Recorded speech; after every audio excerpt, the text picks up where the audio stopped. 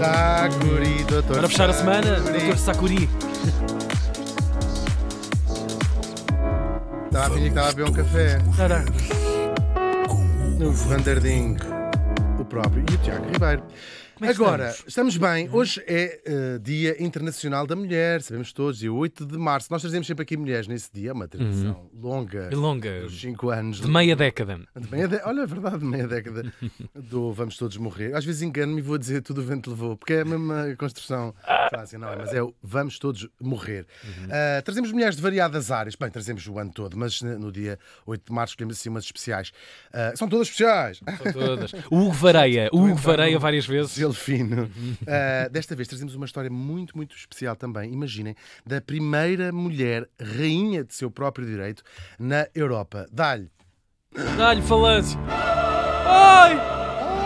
Claro, que é temos aquilo, uma buscar perna? Uma coisa assim, muito extemporânea. Extemporânea é quando uma coisa não pertence à mesma época da outra, é fora do seu tempo, significa assim.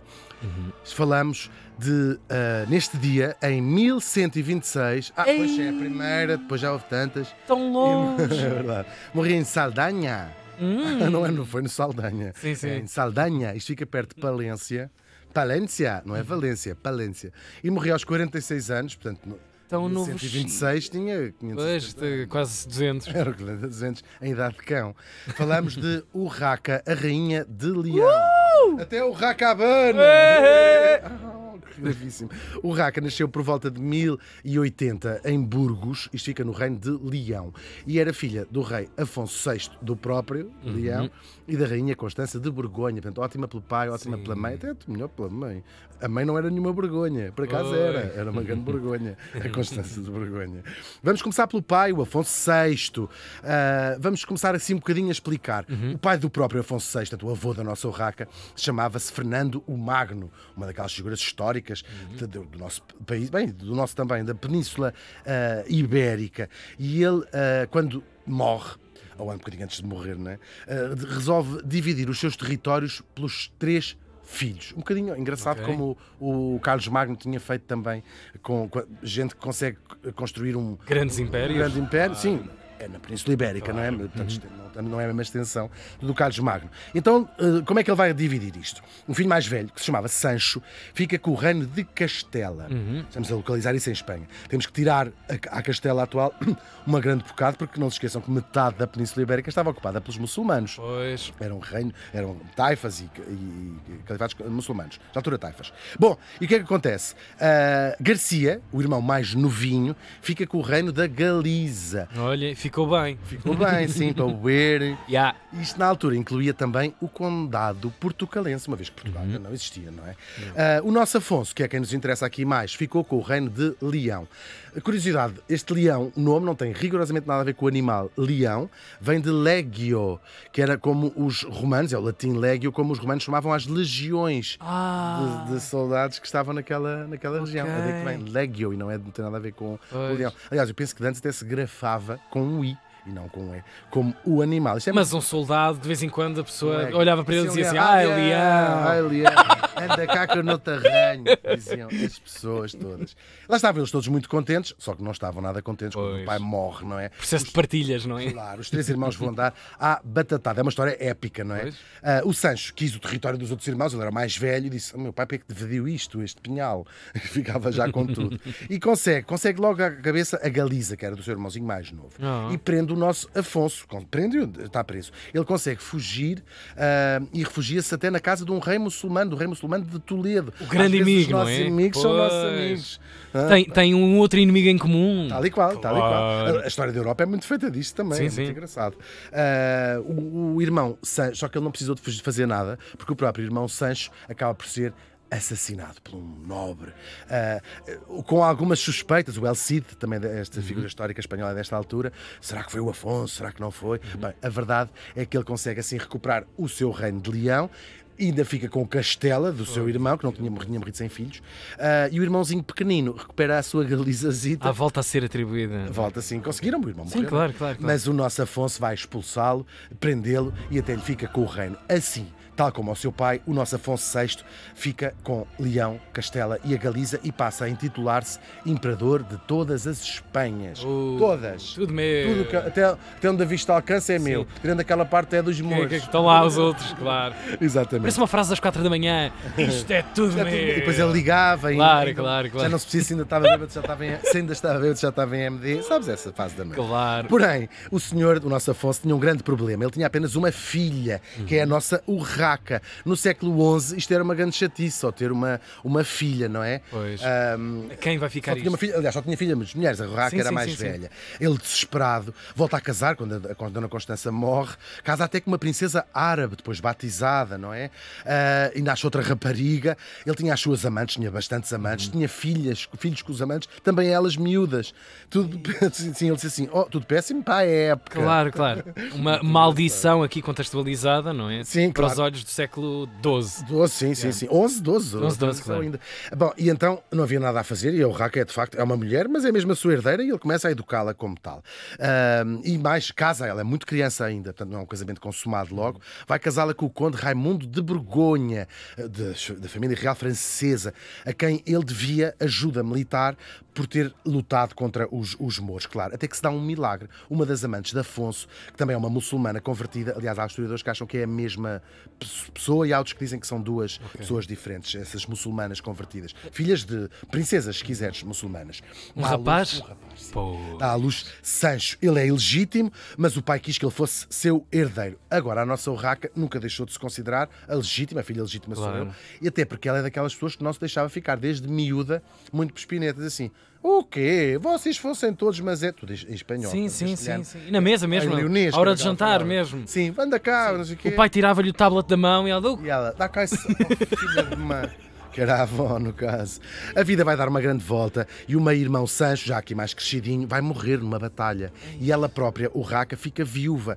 E então pensa assim, não tenho aqui nenhum homem para me chatear, e vai ter com o pai ainda era vivo, e diz assim, então e agora? Agora a herdeira sou eu, ou não? Ia fumar, assim. E agora? É que é a herdeira grande volta agora? Que deste, e isto volta sempre ao mesmo. A avó, sempre a chamada à baila. E o pai, em resposta, obriga a casar pela segunda vez. Nada mais, nada menos do que o poderoso rei de Aragão e de Navarra, aquilo que faltava, se quiseres, que hoje é a Espanha. Porém, o Afonsozinho morre no dia a seguir e a nossa urraca torna-se finalmente rainha. Ela é a primeira mulher a reinar na Europa de seu próprio direito, nisto que nós consideramos agora Europa. Incrível.